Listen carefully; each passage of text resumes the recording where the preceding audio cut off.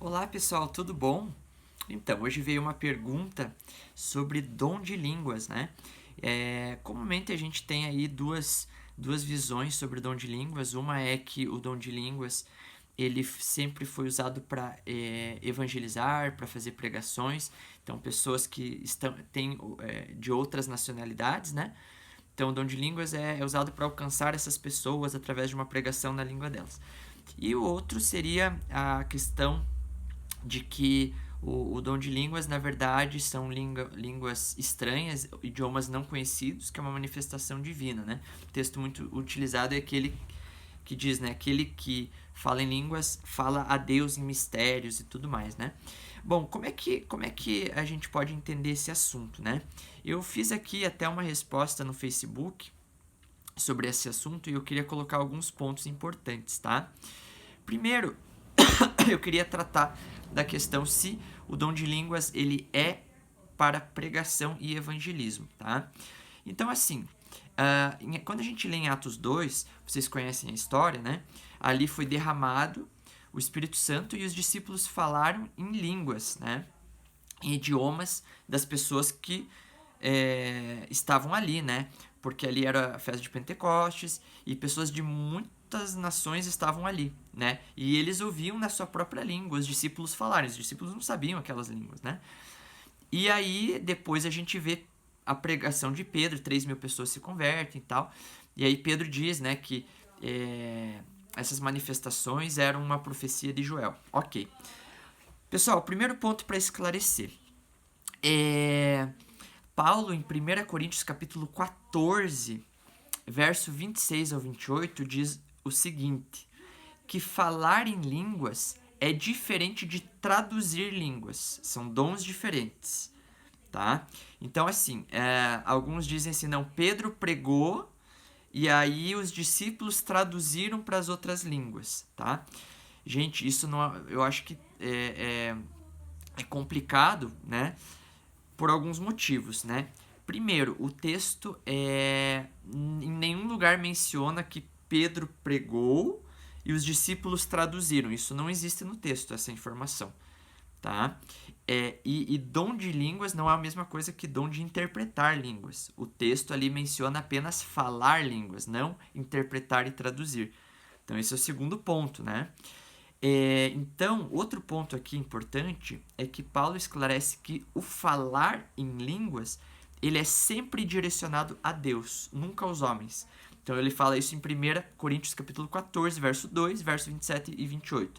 Aquele que fala em línguas fala a Deus e não aos homens, ele diz, né? Então, em Atos 2, quando a gente lê que eles estavam falando em línguas, a gente tem que entender, eles estavam falando em línguas direcionados a Deus, né? Louvando, orando, mas a direção dele não era para os homens, né? Pregação é para os homens, né? Falar em línguas é para Deus. Então são coisas opostas ali, né? Então a gente não pode confundir essas duas coisas, né?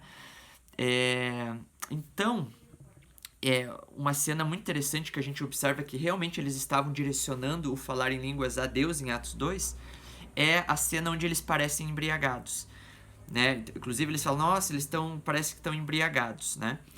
Essa é a mesma cena de quando Ana, orando a Deus, falando com Deus, pareceu embriagada. Isso está em 1 Samuel capítulo 1, verso 12 e 13. Então, o estar parece que o parecer estar embriagado é uma referência à oração, a falar com Deus e não ao pregar a homens. Então, quando a gente lê Atos 2, a gente tem que entender.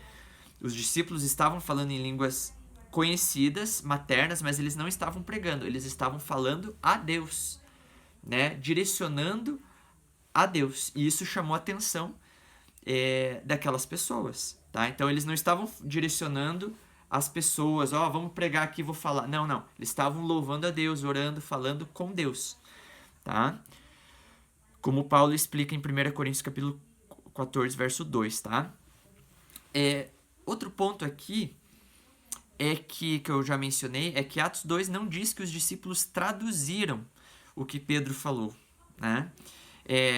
Você vê, na verdade, a primeira parte tem a manifestação, eles estão louvando a Deus, orando, em línguas conhecidas, e isso chama a atenção das pessoas, né? E aí Pedro vem e prega. A partir do momento que Pedro prega, não aparece em lugar mais nenhum do texto o dom manifestado. Então o dom acontece até antes da pregação de Pedro. A partir de Pedro, em nenhum lugar do texto diz que Pedro falava e os discípulos traduziam, que é outro dom, o dom de interpretar, né? Apenas aparece o dom de falar antes da pregação de Pedro. Então, é comumente aceito que Pedro pregou em grego, né? Eu sei que tem grego koiné, tem outro, né? Então, assim, numa língua que era comum, é como se fosse o inglês hoje, né? Então, língua que todos entendiam. E depois que ele começa a pregar, em nenhum lugar mais é mencionado dom de línguas, dom de interpretação. Simplesmente não, só aparece a pregação de Pedro. Então, essa informação que os discípulos estavam traduzindo, isso daí não é bíblico, né? Não está no texto bíblico. Bom, então, isso daí explica por que Paulo diz lá em 1 Coríntios 14, verso 22, a função do dom de línguas. Ele diz que o dom de línguas é um sinal para incrédulos. Veja, ele não é pregação, ele é um sinal, ele é uma manifestação, né? Que desperta a atenção das pessoas para ouvir a pregação, certo?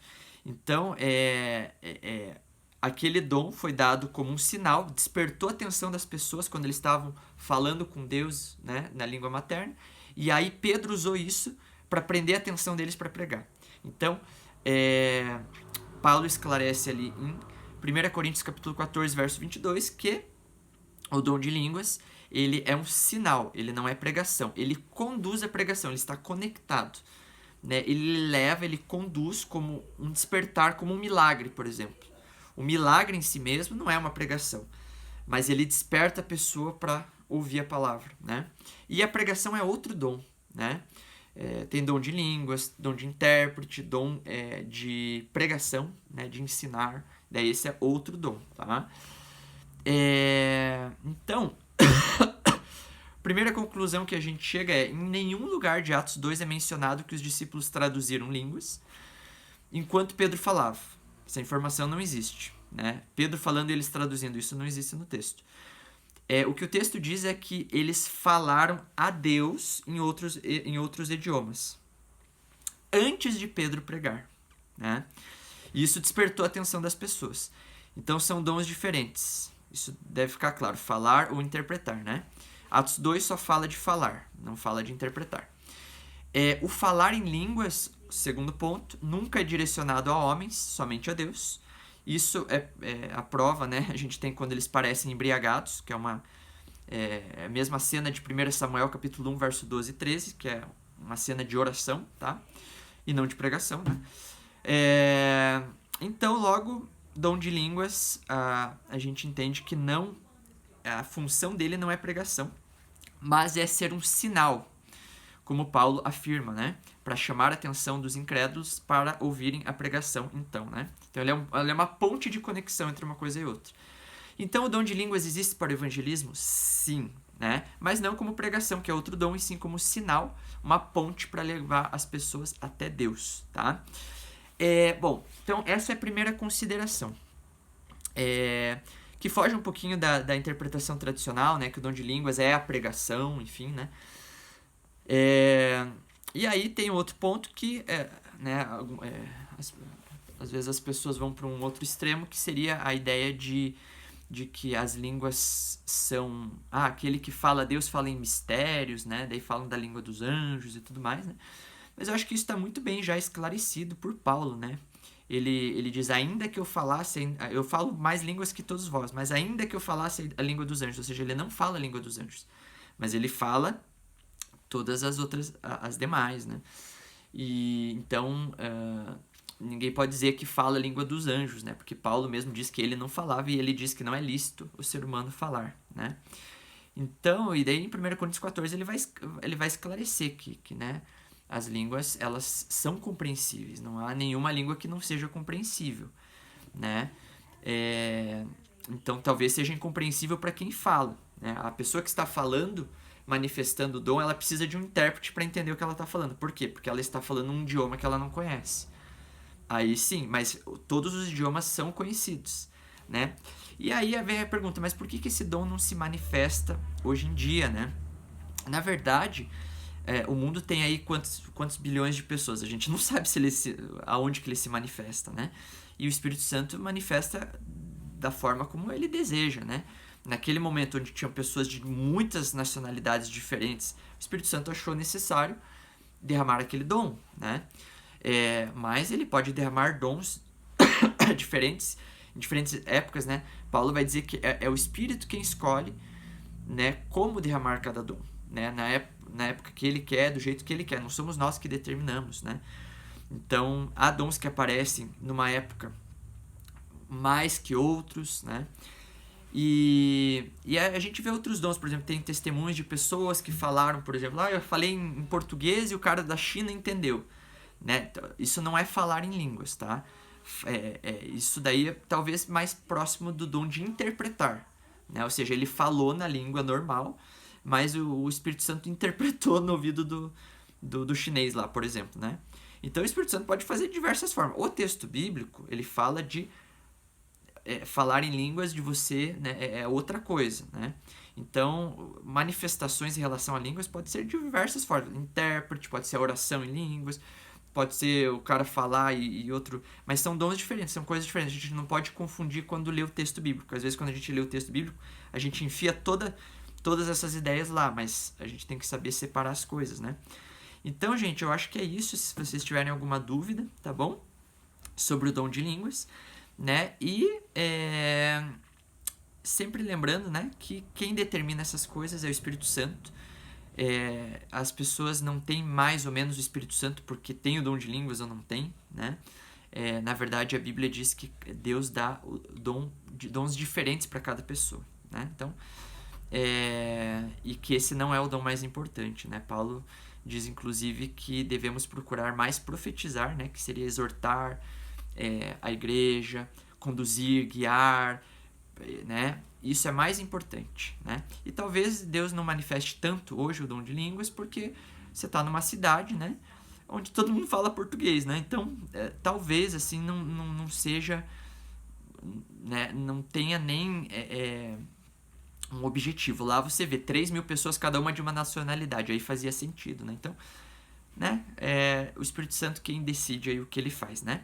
Certo, gente? Então, valeu e até a próxima.